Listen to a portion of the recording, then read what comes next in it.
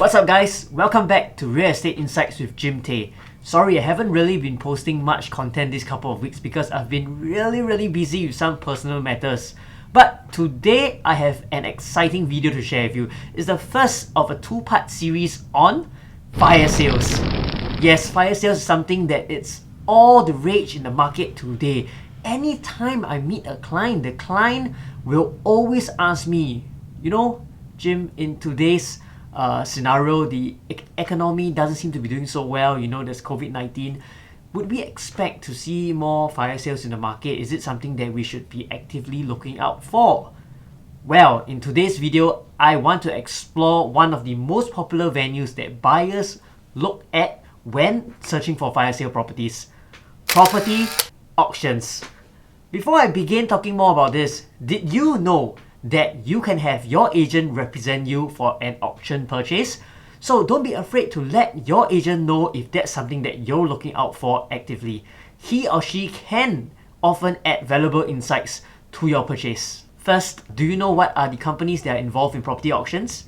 You have, of course, the major real estate consultancies such as Colliers, JLL, Knight Frank, as well as the local agencies, ERA, PropNext, and even my own company, OrangeTee Tie. Without further ado, I want to focus part 1 to talk about whether these sales that have been transacted at a recent auction are truly undervalued and good buys. Let's dive right in. It is this article that I wanted to focus on.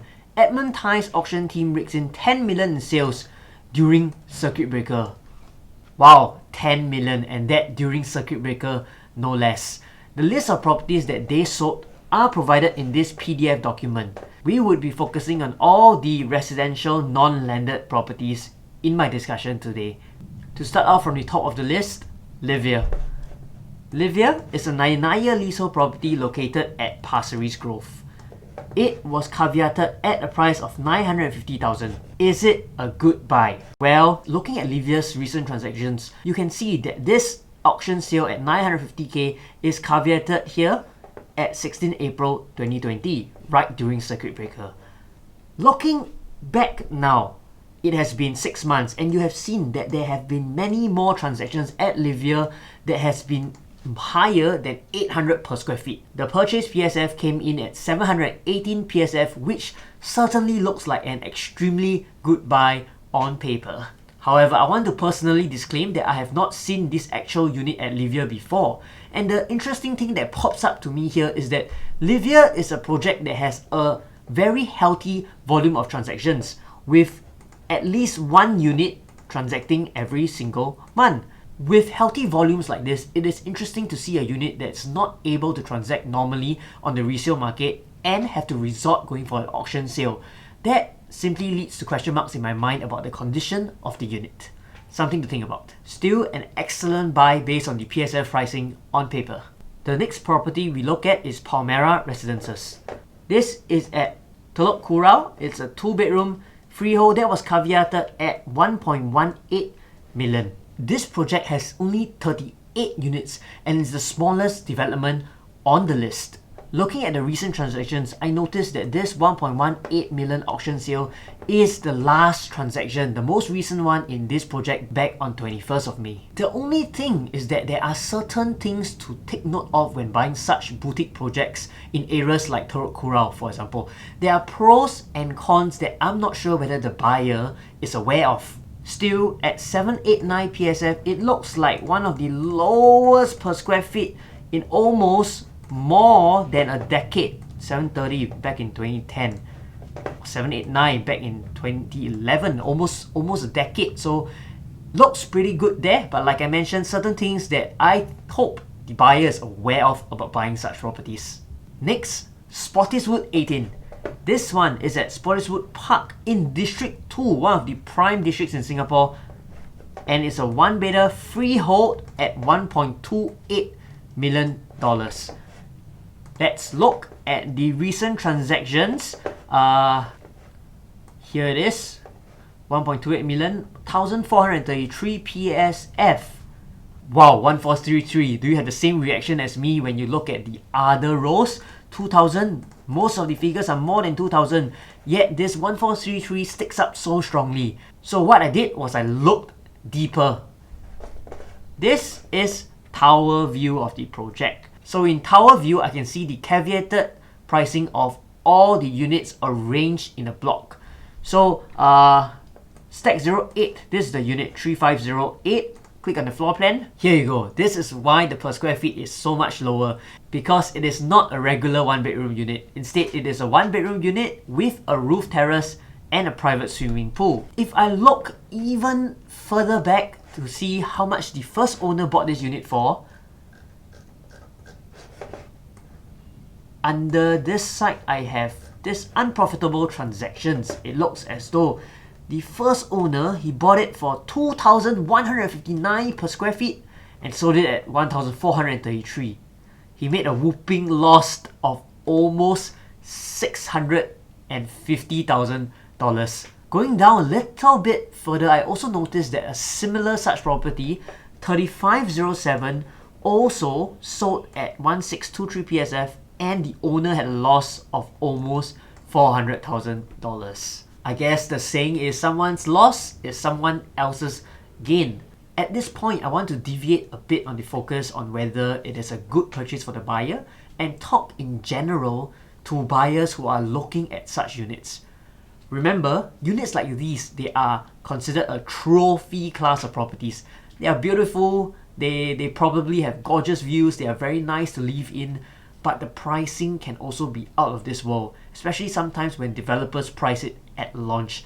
So be very careful when buying such units for investment, because it can be very difficult to resell at the same price in future, as those first owners of these two units have clearly known.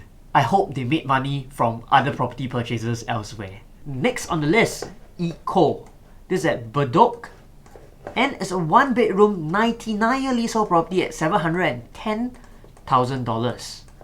Okay, jumping into the caveats again, I see that this property is over here, transacted on the 9th of June, $710,000. Again, I haven't seen the unit at all. It could be in fantastic condition, because just based off the numbers here, I don't find it very compelling. In April, a similar ground floor unit, one stack beside, was sold at $700,000. And a higher floor, 0346, was sold at $740,000. And till today, units at higher floors as well are transacting about $750, thereabouts. This one at Eco just doesn't seem that compelling a purchase to me. Next, this one is nice. Marina Bay Residences. The property that was super hot. I recall many stories about it when it launched, all the way to completion, where people were subselling certain units so many times. So here is a 2-bedroom unit, 99-year leasehold property, and caveated at $1.95 million. Here it is, the transaction at 1,830 per square feet, level 15. 2-bedroom unit.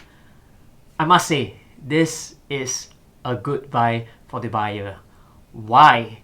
Because 1,830, it's not just one of the lowest per square feet that you see over here. Even if I consider a similar facing, stack 2, at a lower floor, it was transacted at 1,947 per square feet.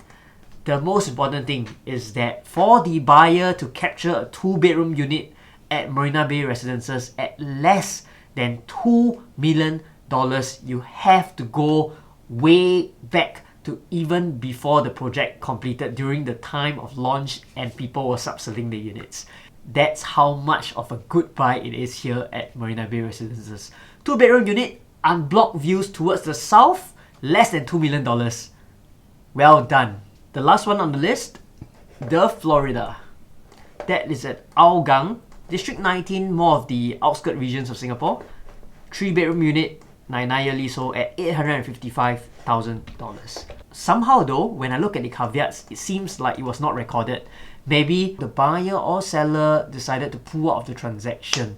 I'm not sure what happened there. So that's it. I've come to the end of my first part of a 2-part series on fire sale properties in Singapore. I hope you've enjoyed it, and the key takeaways I want you to know from this video is that auctions can be a hit or miss. If you just look out for auctions and are so focused on thinking that the only good deals are at auctions, you might miss out on many other things available in the market. Also, doesn't mean that being a good buy in the auction is something that will guarantee you to make money in future. There's still many things to think about, and the last thing you want is to buy over a property that's on fire. You get yourself into so much trouble. So in part 2 of this video, I talk about other avenues that you can look out for to search for undervalued good buy properties, and I also discuss and share certain things that you need to look out for and to ask yourself before you go ahead and buy that property that seems like it's on a fire sale. Without good evaluation, it might be a trap. Till then, let me know in the comments what you think of my evaluation of these properties, or to share your own experience with fire sales.